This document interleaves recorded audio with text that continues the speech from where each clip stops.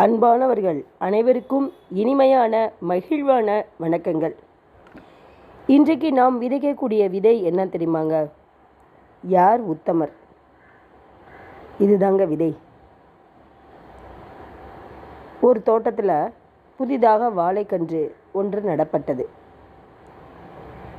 ஏற்கனவே வாழைக்கன்றுக்கு அருகில் ஒரு தென்னங்கன்றும் இருந்தது.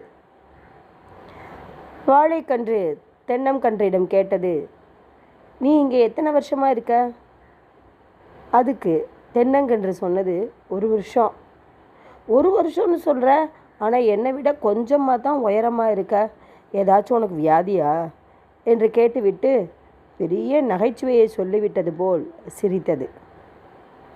தென்னங்கன்றோ அதில் காதில் வாங்காதது போல புன்னகைத்தது. ஒவ்வொரு நாளும் வாழைக்கன்றின் வளர்ச்சி அதிகமாக இருந்தது. 2 மாதத்துக்குள் தென்னங்கன்றை விட உயரமாக வளர்ந்தது. அதனுடன் சேர்ந்து வாழைக்கன்றின் கேலியும் கிண்டலும் அதிகமானது. 1 வருடத்திற்குள் தென்னங்கன்றை விட வாழைக்கன்று 2 மடங்கு உயரமாகிவிட்டது. தினமும் தென்னங்கன்றை பார்த்து கேலி செய்வது, சிரிப்பது இதுக்கு குறைவே கிடையாது. கடவுளுக்கு உன்னை மட்டும் பிடிக்காதோ என்னமோ, ஒரு லெவலுக்கு மேலே வளர விடாமல் தட்டியே வச்சிருக்கார் என்று கிண்டல். நீ இருக்கிற மண்ணில் தான் நானும் இருக்கேன். உனக்கு கிடைக்கிற தண்ணி தான் எனக்கும் கிடைக்குது.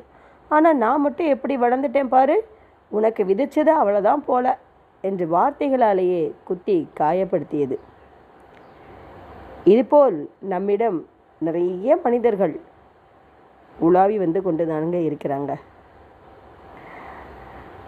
தென்னங்கன்றிடம் இருந்து புன்னகையை தவிர வேறு எந்த பதிலும் வரவில்லை. ஆமாங்க, புரியாதவர்கள் பேசக்கூடிய குத்தக்கூடிய வார்த்தைகளுக்கு பதில் அளித்தோம் என்றால் அதற்கப்புறம் நாம் பேசிக்கொண்டே தான் இருக்க வேண்டும். மனம் வருத்தப்பட்டு கொண்டு தான் இருக்க வேண்டும். சிறிய புன்னகை போதும், பொறுத்திருந்து பார்ப்போம். இன்னும் சிறிது காலம் சென்றது. வாழை மரத்திலிருந்து குலை ஒன்று விலைப்பட்டது. அதுவும் பூவும் காயுமாக அழகாக மாறியது. அதனுடைய பெருமை இன்னும் அதிகமாயது. இரவும் பகலும் தென்னங்கன்றை கேலி செய்து சிரித்தபடி பொழுதை கழித்தது. நல்ல உயரம், பிளவுபடாத அழகிய இழைகள், கம்பீரமான குலை. வாழை மரத்தின் பெருமை அளவே இல்லாமல் போனது. இப்போது பாருங்கள், காய்கள் முற்றின. தோட்டக்காரன் தோட்டத்திற்கு வந்தார். வாழை மரத்தை சந்தோஷமாக சுற்றி வந்தான். வாழைக்காயை தட்டி பார்த்தான். தென்னை மரத்தை திரும்பி கூட பார்க்கல.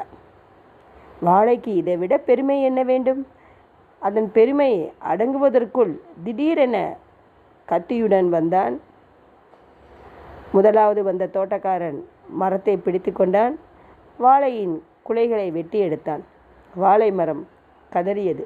அதன் பெருமையெல்லாம் காணாமல் போனது. மரண பயம் வந்துவிட்டது. அது பயந்தபடியே அடுத்தடுத்த காரியங்களும் நடந்தன. ஆம், வாழை மரம் வெட்டி சாய்க்கப்பட்டது.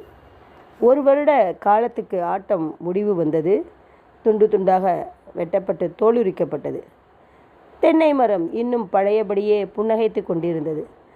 அதன் புன்னகைக்கு அர்த்தம் என்ன என்பது வாழை மரத்துக்கு இப்போதுதான் புரிந்தது.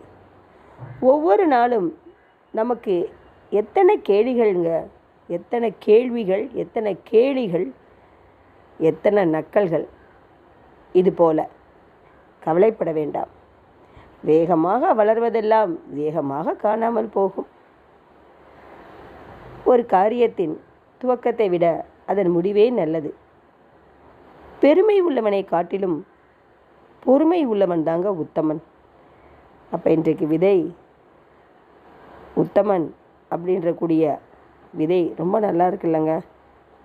பெருமை யாருக்கும் தேவையில்லைங்க. பொறுமை தாங்க வேணும். பொறுமை இருந்தால் நாம் எவ்வளோ பெரிய காரியங்களாக இருந்தாலும் நம்மால் சாதிக்க முடியும்.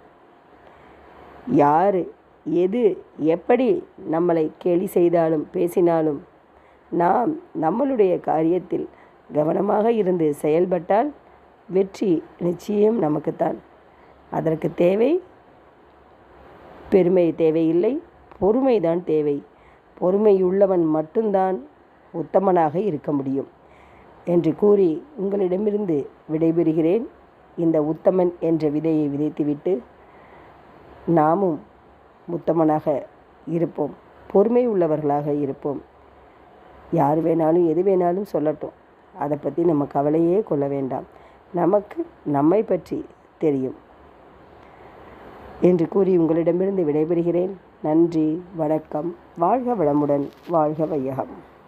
இந்த வீடியோ உங்களுக்கு பிடிக்கும்னு நினைக்கிறேன். லைக் பண்ணுங்கள், ஷேர் பண்ணுங்கள் அண்ட் சப்ஸ்கிரைப் பண்ணுங்கள். தேங்க்யூ.